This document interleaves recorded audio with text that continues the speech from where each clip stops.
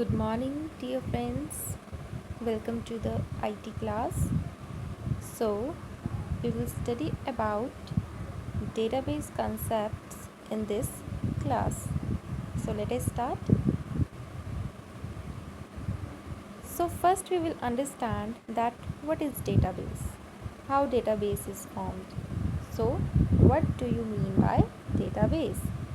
A database is a collection of data into a well organized manner, generally stored and accessed electronically from a computer system. So, firstly, it comes that data. What is data? What do you mean by data? So, any information you have is a data. For example, in your mobile phones or in your computer system, there is a data of videos, there is a data of music collected in your mobile phones on your computer system. So this is all a data, but when you organize it in a particular way, it becomes your database, so that if you want to search it, you want to update it, you can do it without facing any difficulty. So for this, let us consider an example. Let us consider that there is a department of IT in a company, and we have 50 employees working there in an IT department. We have made a record of those IT employees in our computer system with the help of MS Excel in a row and column form. That we have made column of employee name, employee ID, employee salary, employee date of birth, employee address. Okay, and I have maintained record of IT department employees in this column. According to the each column, I have stored the information of the IT employees. So whenever I require to search any data of a particular IT employee, I can just access my database and search out the information for that. Okay, so that is a database, that you have maintained your data in a well organized manner, that if you want to search, update anything in your database, you can do that so easily. Now it comes to DBMS. The database management system DBMS is a software that interacts with end users, applications, and the database itself to capture and analyze the data. So, database management system is a software, is an application software with the help of which you can make search, delete, update, and many other functions on your database. And the example of DBMS are such as Oracle, MySQL, SQL. Okay, these are some examples of DBMS, that these are the softwares with the help of which you can perform various queries like search, update, delete on your database. So basically, what is database? It is the collection of data, that you have collected some data and stored it in a organized, you can say in a organized in a tabular form, in a row column form, so that if you want to perform any operation on that, you can perform it without facing any difficulty. And DBMS is a software with the help of which you can make search, delete, insert on your data. Okay, so now here it is. In this you can see that there is a data processing and information. So data, as we have discussed earlier, we have taken the example of IT employees data record we have maintained in Excel sheet in our database. So that is our data. But if we have performed any query like of search, insert, update with the help of DBMS software, so that query will be processed and that is called data processing. And when that query is completely get processed, okay, then we have the required information. For example, if I have a record of IT employees, okay, in my computer system, and I have to insert one new employee data in IT department, and I have used DBMS, one of the DBMS software for that. So that processing will be done by insert query will be performed by the DBMS software, and once that query, like once the data has been, that employee has been inserted in my database, that information, the required information of the complete data which I will get, that is the information, that is the complete result.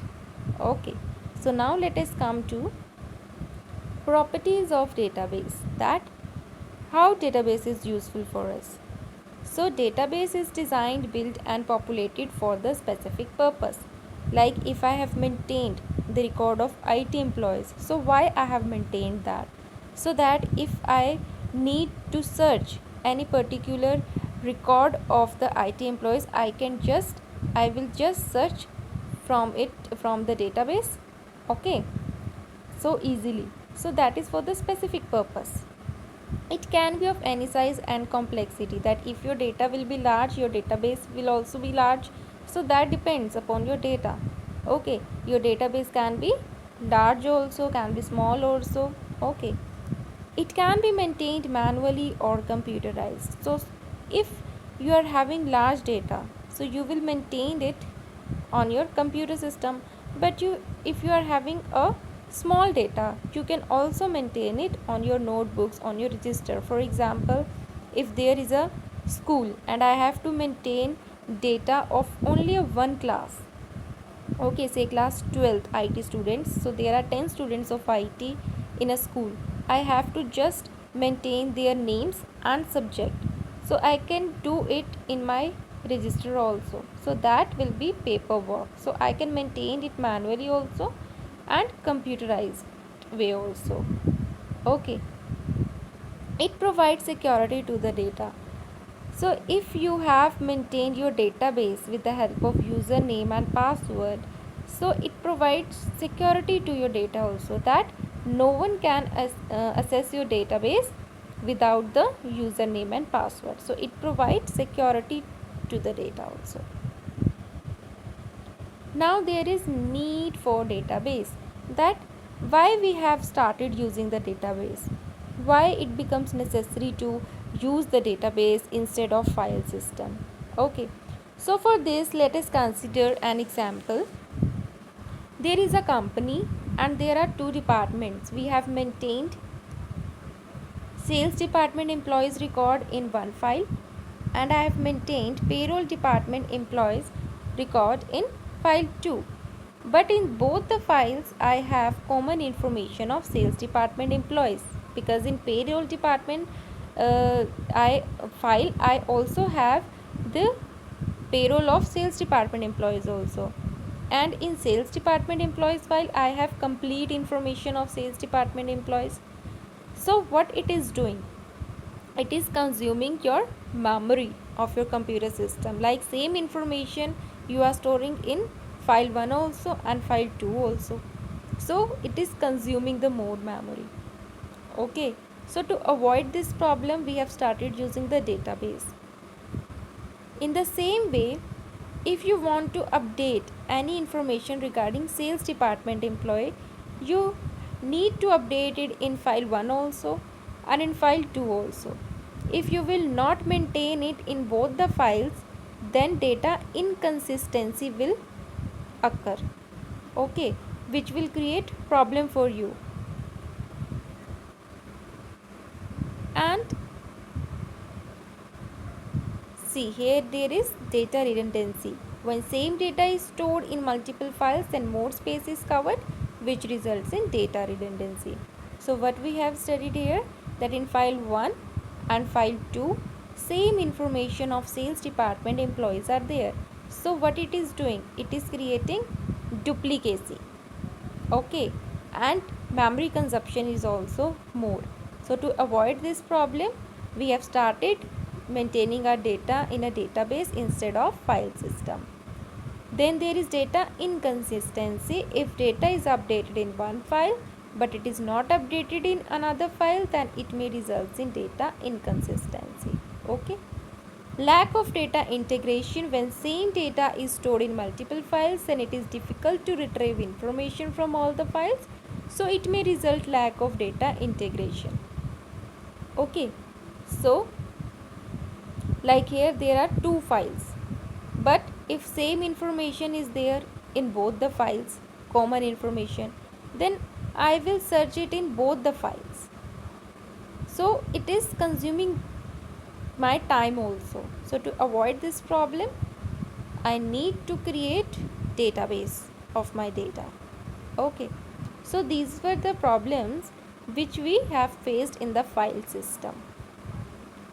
So in next class we will study about DBMS, that is database management system, in detail.